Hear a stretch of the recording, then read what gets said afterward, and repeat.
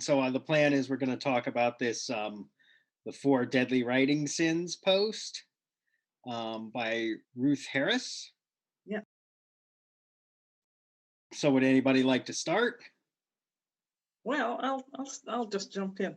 Okay, first of all, you know me. I'm all whenever someone says you must do this or you must not do that, my tendency is to either argue right away or at least to sort of examine the whatever is being said to see if there's any if I can find any problems with it. And then sometimes I post things on my blog arguing with so-called rules and stuff. And even when I agree with some of the stuff you see, if the tone of the presentation of the advice is such that it seems kind of annoying in some way, then it doesn't work. And some of the things on Anne R. Allen's site are like that.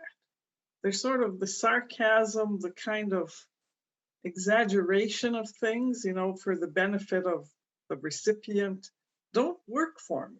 Like I end up feeling pissed off after I read some of that stuff. How can you say that? Or, not all writers are idiots, or, that kind of reaction. And I have to, I'm glad I've realized this because it's not good to discount advice just because you don't like the way it's being presented. And the best thing to do then is to kind of read it again, think about it, pick out the parts that I really agree with, and sort of forget about the irritating stuff. So yeah.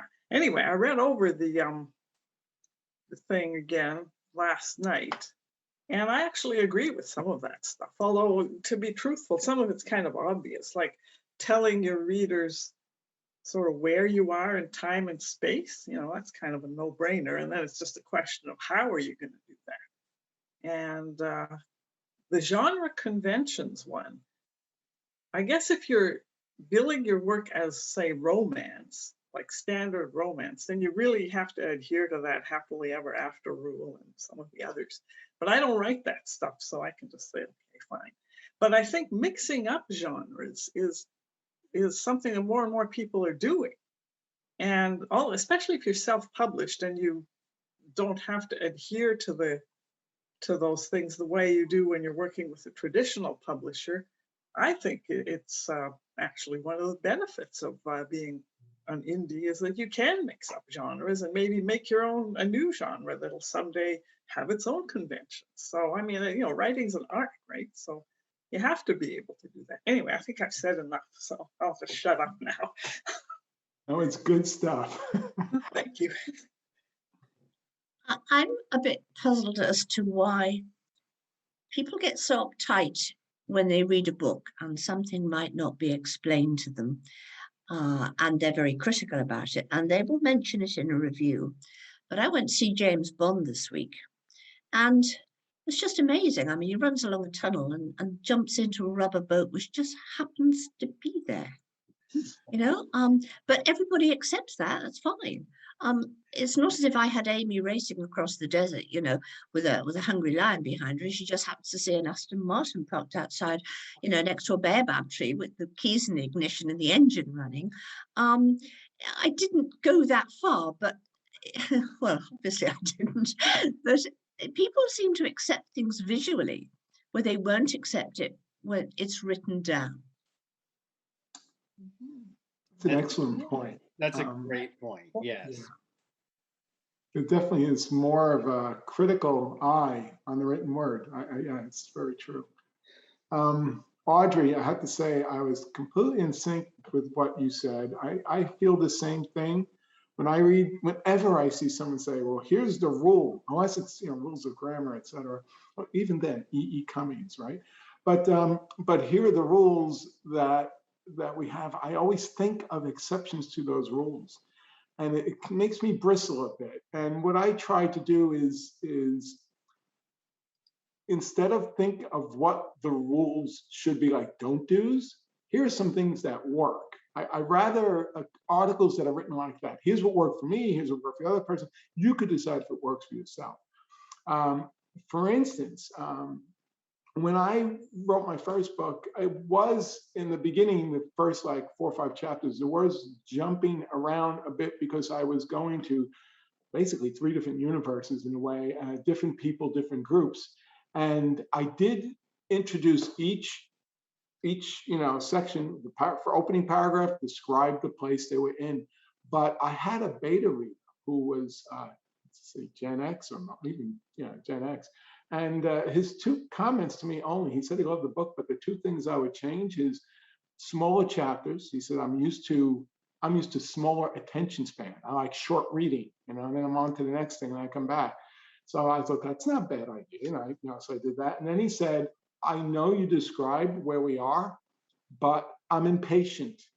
And since you have multiple places, I would rather you just tell me up front.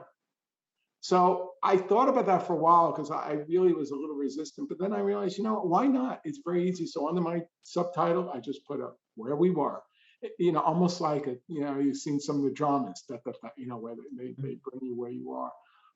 And I had to actually notice that in visual media more and more when I'm watching a movie or a television show, whatever, they will shift location and you'll see the text. So maybe it is something that newer readers are used to. I don't know. I think you're right. I think TV and movies has influenced a lot of the advice. I mean, so often I'm reading something about how to write or how to, some aspect of writing, but the examples the person gives are from a movie. And I'm thinking, wait a minute, can't you find an example from some written work that will work for your advice? And so, I think sorry, go ahead. I'm also very puzzled about now. My book club is a very elite group of people. They read it if it's in the Sunday Times Magazine type thing, or it's hit the New York Booker Prize shortlist or whatever, And I read some of these books and I'm thinking, one of the rules we're told is use simple words, use short sentences. And I read these things and there are words, I'm tapping my Kindle every 2 seconds. What the heck does that mean? And I think I'm reasonably well educated. And we get this long description. It's almost not quite Jane Austen 4 pages on describing a daisy, but the next best thing. And this damn book has won a prize and it's #1. Mind you, go on to Amazon and read the 1-star reviews, and it does make you feel that you're not quite so stupid. But I can't sort of get my head around the fact that all these award-winning books use these long sentences in words that are so obscure that nobody's ever heard of them, and yet the literati rave about them. Mm-hmm. Well, yeah, but those books are literary fiction, inevitably, and most of the stuff that we read in the blogosphere for us writers is to do with genre fiction, and genre fiction is supposed to be a sort of lower form of writing, and it is simple, and it's kind of like the difference, I guess, between classical music and popular music. And if you think about, like, I don't know the technical stuff about music, but I'm sure the rules about those 2 types of music are totally different, even though essentially they come from the same root. So I think that's part of it. A lot of those, like the Booker Prize and a lot of the prizes we have in Canada, the Giller and lots of Governor General's awards and stuff, they're aimed at literary fiction. Although, I think a lot of literary writers are trying to appeal more to genre type readers. Although, it seems to me that once you a mainstream publisher has accepted you, the rules change, especially if your stuff sells. So, but I really have no explanation. Berto, before we jump to you, I just also wanted to echo something else that was said earlier by Audrey. The genre mixing, I again completely agree. And in fact, I think I thought of a number of authors that drew my attention many, many years ago. Christopher Moore is one of them, who sort of broke that genre mold. He was, whether he's writing something that's horror or fantasy, whatever, there's comedy mixed in, and in a very, very fluid way, no less. And in fact, if you want to talk about movie examples, the very first time I saw An American Werewolf in London was the first time I saw a horror picture that made me laugh. And I loved it for that sole reason. So yes, I think when done well, it's more of a benefit, as you said, than a hindrance. And I think that's almost like I feel it's our job to break down those walls. And that's part of creativity. So anyway, Bertolt, sorry. No, that's a great point. So I have some objection, especially to the "thou shalt not double cross your reader" rule. That one, it's like stick to your genre, don't surprise them. The counterexample that immediately comes to my mind, and I know Audrey will know this story.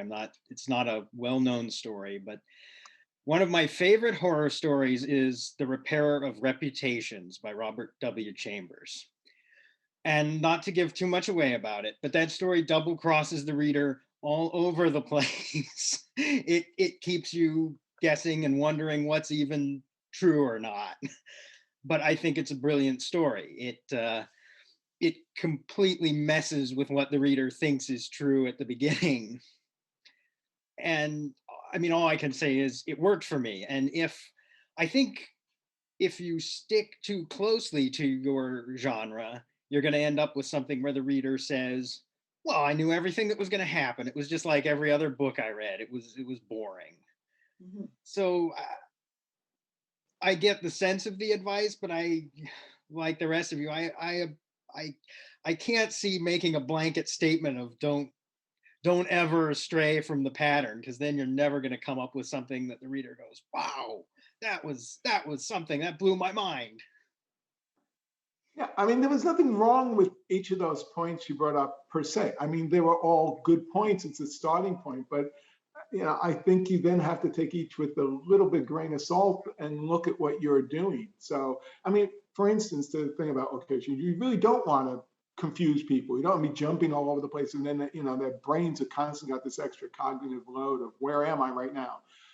So that I think is a reflection of your writing, but in the structure of your book, maybe that might work, because there are, again, I'm trying to think of one, but I know I've read ones where you don't know whether the person is in a dream state or the waking state, whether they're having a flashback or not, and that even works also on the screen. Sometimes you realize, oh my gosh, the whole thing was actually in the past, and now we're things like that. That works very well when it's part of your structure, when it's really an intentful thing. So I think that's maybe the difference in the points she brings up versus the reality of what you're doing is intent, maybe. So. Yeah, I don't know. I sometimes think these folks who write this stuff have to come up with something every week or every couple of days, and sometimes they sort of recycle stuff, or they just kind of put it out there and hope it floats. I don't know. And the rest, and we're sitting there thinking, oh yes, this is the gospel truth from those who know, but it isn't always. They're just people like us who I write a blog, and I blog once a week, post something once a week, and even I have trouble sometimes finding something relevant to talk about, and I'm typing away on this post and I'm thinking this is crap, but by the end of it, it comes, judging by the comments and stuff. But that's the other thing. You read the comments on any of these posts that you're kind of iffy about, and everyone's saying, great post, just what I needed to hear. And I'm thinking, well, this is a kind of phenomenon, maybe. It's not, you have to sort of look at everything analytically, maybe. Or maybe it's just the mood of the day. I don't know. I mean, I am kind of a grouch when it comes to that. That's a good point. I would be delighted if somebody would come on to my post, even just once in a while, and just say, no, you're completely wrong. This is all wrong. This is the way it is, folks. Don't listen to him. That would actually be kind of neat, I have to say. Yeah, I sort of like when there's a little bit of a debate about something. That's why sometimes I end up posts with, especially one of these writing how to do it type of commentary posts. I say, what do you guys think? Does anyone find this just as irritating as I do, or whatever? And then, you get people expressing slightly, not so much arguing, but just saying, you know, in my experience, it's like this and this and this, and don't forget about, you know, and then I can come back, and it is almost like a conversation. And I think that's really blogging at its best, is when you end up with this conversational, sort of like what we're doing right here, right now. But of course, it's in slow mo because it's over, you know, it's written and it's over a period of hours or days even. But yeah, Well, that's should be. there's a very famous indie writer, and I'm not going to name names, partly because I can't remember it, because it's after 7 here and I'm beginning to feel a bit blurry-eyed. And I thought, wow, I mean, she gives lots of information about how to write, how not to write. And I tend to, because I've been writing for years and years and years and years and earning my living that way, when people say, well, what do you write about? My answer was, I write about anything. Because I mean, I've written about everything from sewage tanks to how to split the atom to what did Macbeth really think before he whatever. And I, especially when I lectured, I noticed that the first assignment would come in from, say, 80 kids. And these were all adults, young adults. And I could tell just by reading through all of them who could write and who couldn't write. And I'm a great believer in, you can learn to play the violin going da, da, da, da, but to actually do it well, there's just a spark that you've either got, I'm afraid, or you haven't got, you know. But anyway, looking at this blog, and I'm thinking, right, this writer just knows what she's talking about. It's when I transferred from script writing to books. So I bought her book and I thought, this is going to be really great. It was, well, I kept thinking, no, you know, it didn't grab me. Maybe it was just me. So I went and looked at the rankings and I thought, good Lord, she's out there telling everybody what to do and how to do it. And you look at the ranking on her book and you're thinking, this is crazy. So I tend to take most of this with a pinch of salt. I mean, one good example is I gave the whole I think there were 60 in the class at the time. We have this enormous shopping centre, which is like a theatre of shopping, which is everything from, you know, science centre through to shops, through to 4x4 track, to skateboard, cinemas, you name it, theatres, the lot, all in. And I said, right, we're going to write a really exciting thing about why people should go and shop there. But think out of the box. Let's just have something really exciting. 2 people came up with an idea. One came up with the idea of, I'm a shopping bag, and somebody's just bought something, put it in me, and I'm now looking at the shopping mall as I walk around. And I can't remember what the other idea was, but I thought, they've got it. That's the spark. It was so totally different to everything else. Well, that's often very true in every art form. There's the mechanics, and you can practice and learn those. And then there's what is just loosely called the talent, I guess. You know, that spark, as you say, that ability to just see beyond the mechanics, to see, you know, to pull them together in a novel way, or a fluent way in some cases. I think it can probably be just about in every profession. I mean, like the surgeon that goes in and suddenly discovers that things aren't what they seem, and can think on his feet and do whatever. Just as I say, Surgeon just who that worked spark. on my back. Yeah, it's a perfect example. I opened it up and said, oh my gosh, we're going to need at least another hour. That's true. Scary. Yeah, I think that's the other thing. You need to be able to take that risk. You know, as like, I don't know about if it's such a good idea to do that in surgery, but certainly in writing, you know, you start to, you go off on taking some sort of angle or looking at something in a different way. And at first you think, oh man, this is too weird, it's not going to work. But then you just keep going, you know, and with writing, it's perfectly safe, right? If it doesn't work out, you delete it or just set it aside. But it might, you know, you realize, no, you know, the rules say, or people say you should never do this, but you're doing it, and you come up with something that's good. So yeah, that's part of it, is the courage to take that chance. Who says it's good, Audrey? Well, yeah, that's it. I mean, you know, some people might say it's bad. Like, that's the other thing about critique groups. I've been in a number of them. I'm not in one now, and it's kind of a pity, partially because of the pandemic. But, sometimes you get in a critique group, you put something out and somebody says, oh, this is confusing. I'm so confused. And what you end up doing then is kind of writing out every little detail and explaining it. And the thing just turns into it falls like a cake, right? That's not, in the oven and the temperature isn't right or whatever. But other times, you're all excited and you think this is wonderful. And then all the members of the critique group say, I didn't get it. Or it doesn't make sense or whatever. And then I suppose it's worth listening to. That's where it is good to bounce things off people. And if one person, there's always one person who's always confused. But if most of them get it and are positive, then, you figure, yes, probably maybe good.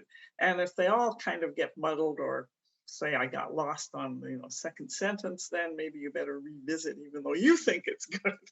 Yeah, it's one of those iffy things. Well, the book I'm going to publish this month, when I sent it out to beta readers, they all came back and said, no, it doesn't work. And I reworked the whole book because of their feedback, and I'm still not sure. And I've reworked it a third time, and I'm still not sure if it's going to tank completely, ruin any kind of name I've got as an author whatsoever. But I just have a feeling that I want to put it out there, so I'm going to, for better or for worse. Yeah. I think that's also part of the issue we hinted at is whether you're writing as, I don't know, an art form, if anything, or trying to do so, or you're writing for a market.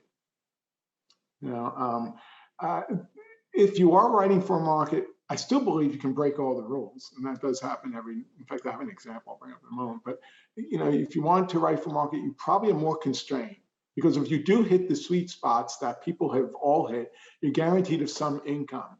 That's like somebody does something creative and then there's like the 50 knockoffs that follow, but they do make some money if that's your goal. But if you're writing more, as a creative expression and you really want to grab readers and you want to try something new or whatever it is, anything outside of the market, then yeah, I think you should take more risk. You should have more freedom. And you should, even if you think it's not going to be a big seller, you should still publish it because that's not your goal, right? The example I wanted to bring up was I remember that it was maybe a year ago, somebody, and I think it was on Twitter, or maybe in an article I read, but she was delighted because she writes romance books, and I'm not a reader of romance, but she was delighted because one of her books landed in the top 10 on Amazon, and it was like one of the free Kindles, a regular published book. And she said, notice all the top 10 romance, and hers was like number 4. And she said, notice it is the only one with a cover that doesn't have scantily clad people. She said, I wanted something different, and everyone told me it would turn readers away. No one's gonna, and it was very, it was very like sort of landscape and floral and stuff like that. It was a beautiful, nice picture, but it didn't have the people in it. It was just a setting. And I thought to myself, good for you, because you took the risk and it didn't seem to hurt the sales. So I think we're going to get a physical example. I did that. This is just not a cover you shouldn't have. It's my bestseller. There you go. I mean, that proves it completely. There you go. Right. It is, sometimes even in the market space, breaking that rule can work. But I think risk-wise, it's higher because if your goal was to make money from it, you're taking a risk that's a financial risk, not an artistic risk, And also, just to you, if you have which you do, have such a strong base, a foundation of books that are wonderful, I don't think one that may or may not flop is going to hurt your reputation. I don't. Exactly. Don't worry about that. Yeah, if it was your only one, or if it was if it's your only, or if you only got 2, Yeah, like if your first one did really well, and then this was your second one that you were taking the risk with, then that might, sink your literary ship. But if you have a whole bunch of books out there and they're mostly doing okay, I think it's a good time to take that risk. Yeah. Absolutely. And many people do in different fields, you know. Maybe, who knows, you Yeah. know. I think it's going to be great. I do too. Another point in this article that I quibble with, but you know, I'm kind of mean as an author, because it says help your reader in every way possible, and I don't really believe that. I'm okay with making the reader work a bit for something now and then, but that's just me, and I can see that in particular, again, if you're writing to make money, yeah, you're probably going to say yes, help the reader in every way possible. But if you have artistic, or just not even artistic, but a desire to like write something that's different, or that's going to make people go, huh, I don't know, I've seen something like that before, you might want to write something that's going to challenge the reader. So that's my take on that. Go Thomas Pynchon. ahead. Yeah. Who do we think our target audience is? I mean, who still reads these days? Yeah, exactly. Other Well, I writers, don't know. clearly, other writers are reading it. Other writers, that's it. Yeah. Yeah. Older people who write. That's who my audience seems to. And whether it was my target, I don't know. When I started writing, so that's another thing that bugs me. Target audience. Like, I just started writing something, and it developed, and I got it done, and I put it out there, and I wasn't saying, well, this book is meant for middle-aged women, or people who are like cats, or well, I didn't do it that way. And I think that's probably if you're writing to make money, you have to do that. Or maybe what it is, you sort of realize who your audience is by whatever kind of reaction you get on social media, or Yeah.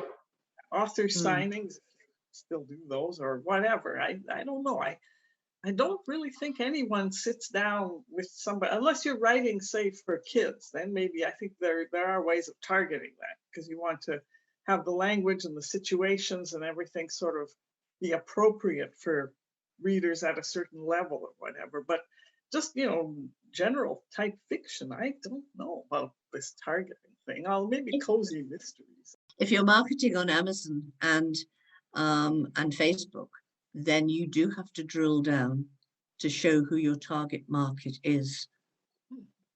They're very specific, people between the age of this and that, people in certain socioeconomic groups, people who live here, people who own Kindles, or, members of libraries. I mean, you really get quite specific, because otherwise they show it to all the wrong people.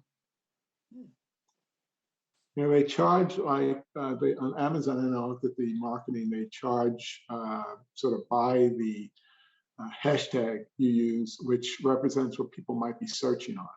And the more hits you get on that word, the more you get charged. But you can sometimes see that way who's found my book, by looking at which tags, like humor or something. Kindle is one of them they use. What were they looking up to find my book?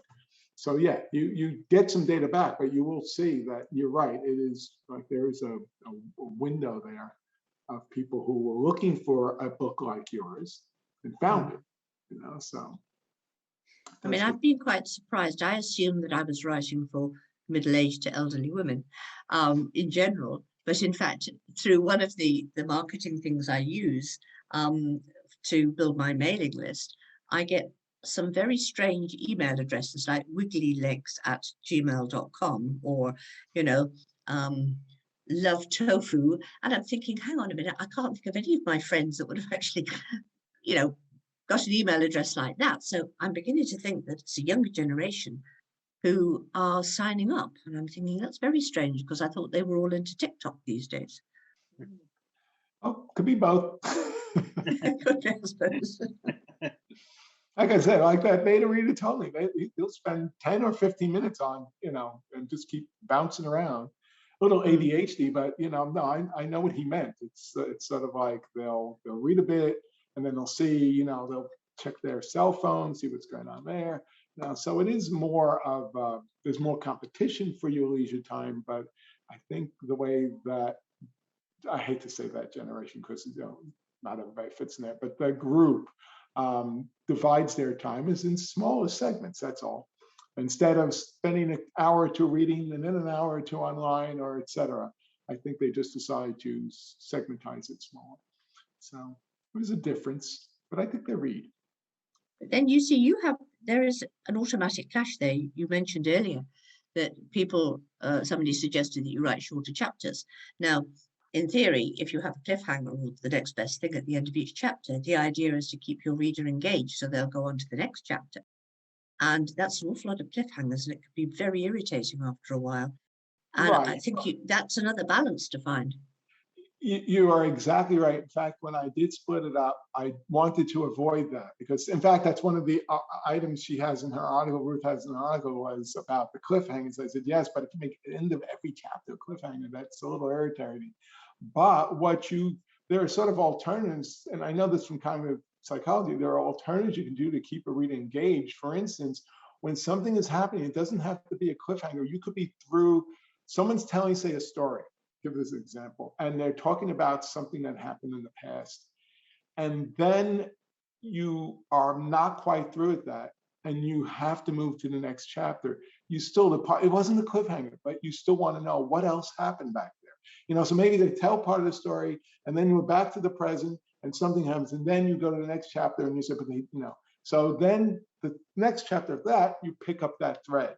So it's sort of like threads, and I think if you have a compelling thread, it doesn't have to constantly end as cliffhanger. It just stops logically, you know, in a nicely written way, and you know that person's going to pick up that story or what was going on later. And you know, I see this I modeled that when I went to break it up. I thought about that, and I was looking at some other authors I enjoyed, and I thought, yes, that is another way to do it, is to segment your narrative thread. If it's interesting, of course, that's the big risk, and people will sort of go from chapter to chapter and enjoy coming back to that original group of people who were doing whatever they were doing. So I did that. I can't say if that's successful or not. I'm just such a small time person, but it seemed successful to the readers who liked it. They did enjoy, and they were able to follow through, and you know, so I think it kind of worked. But yeah, I'm one of those people who gets irritated by repetitive cliffhangers. I feel manipulated. Don't like that feeling. I rather feel manipulated when I get to the end of the book. I go, oh, you got me, you know. But in every chapter, no, you know, that's hurting. Besides, some stories don't lend themselves to that. Yeah, no, you're right. And that's, yeah, and you know, I couldn't do that with the second book. I couldn't do that, but the first book really did lend to it. I just have to shift from group to group to group and make sure I'm not cutting like suddenly, and but I'm cutting at a point where you're thinking, oh, why was that? You know, and it's just a thought in the back of your mind. So maybe that's what she meant by cliffhanger. I mean, that's maybe yeah. If you in its lightest sense, yes. If it's a cognitive cliffhanger, I'll put it like that. You know, where the thought is not completed, but you're not like, you know, it's not like an explosion. You don't know who survived at every single chapter. You know, and then the killer struck again. You know, and it's like, who got killed? No, you know, that would kind of be heavy-handed. Audrey, what were the other points in that blog? I did read it when you sent it through, or whoever sent through the link, but it was a few days ago and my mind's been full of other stuff since. Well, she had 4 things. We've mentioned a couple of them. I think was the cliffhanger the superb tip or something, or was it the one of the 4? The cliffhanger, genre-breaking, location, cliffhanger, and overstuffed and undercooked dialogue was the other. Oh yeah. As you know, Bob. Yeah. Well, I can kind of agree with that. I agree with that one too. So yeah. And then that's pretty good for us to not all immediately rebel at some rule. Yeah, I mean, you have to. in dialogue, you can't have people giving these long speeches. I mean, if someone's actually giving a speech, or you introduce the scene by the person saying, "Let me tell you a story," or "Let me tell you what happened to me," and then they kind of go on and on telling this. But if it's just kind of a back and forth between a couple or you know, 3 or 4 people, you can't have any one of them kind of making this speech and then somebody else making their speech back. People don't talk like that. It has to be fairly short, and you can't put in all the ums and ers and stuff. So in a way, you're kind of refining natural dialogue to make it more palatable, but it has to be short, and there has to be this back and forth, and it has to be in colloquial language. You can't, you know, well, anyway, yeah, it has to sound natural. Even if it isn't natural, it has to sound natural. And do we all agree then that if you talk about things, short, snappy dialogue, I mean, I do a lot of that because script writing for years, you have a visual side and you have an audio side. So, I mean, you've got to keep it sort of moving. Do you think that comes under the heading of show, don't tell? Yes, Yeah, definitely. to a point, unless someone, well, I've read advice to the point that you can't use dialogue in order to tell. Like you're kind of disguising telling as dialogue. And Right. but to tell you the truth, I'm not sure I'd recognize that if I saw it. I don't know. I was thinking more along the lines of the dialogue, depending on how it's written, and you were talking about short clipped, et cetera, is a show don't tell about the emotional states or the situation that is occurring between the people. So if it's really short and clipped and back and forth, you know, you have almost like a banter kind of thing, as opposed to someone does speak for a while, you know, that the other, if it's your intent, the other people are listening, you know, enwrapped and to hanging on that person's every word. So that's what I thought you were talking about with show don't tell. But if you talk about somebody doing what she points out there is, well, as you know, so and so, and then it goes to and does a recap of the whole story. Yeah, that was that's a no in my book, at least. You know, because the person does know that. So it has to be natural. But yes, I do think so, Dee, that you know that type of dialogue definitely you know, gives the reader an image, an emotional image, or sort of a relationship image to how the people. You know, especially if you intersperse it with, you know, he dragged her down a tunnel. You know, her feet sort of stood across the gravelly floor, or I haven't thought this through. And then they have this sort of thing, I'm terrified, please don't pull me down here, etc., etc. And then you go, he says something and somebody else said something. You know, that's because otherwise I would be totally lost, because it's very difficult thing to do.